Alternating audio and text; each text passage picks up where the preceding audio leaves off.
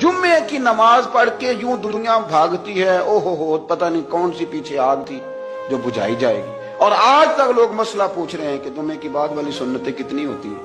मैंने कहा कितने साल हो गए जुम्मा पढ़ते, कितने साल हो गए, अभी तक सुन्नतों का नहीं पता। अभी तक में इल्म के पहले कितनी रखते हैं और बाद में कितनी रखते हैं। फजर की सुन्नतें कब पढ़नी चाहिए, सुनो फजर की सुन्नतों के बारे में।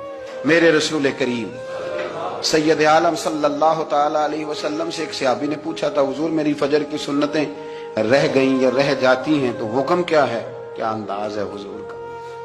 बुखारी मुस्लिम के लफ्ज सुनो, हुजूर सैयद आलम सल्लल्लाहु अलैहि वसल्लम फरमाने लगे, उसने क्या पूछा था, हुजूर जवाब क्या देते, फरमाया फजर की सुन्नतें कभी ना छोड़ना, फजर की पहली 2 सुन्नतें कभी ना छोड़ना। या रसूल अल्लाह सल्लल्लाहु ताला अलैहि वसल्लम मेरी रह गई हैं, रह जाती हैं।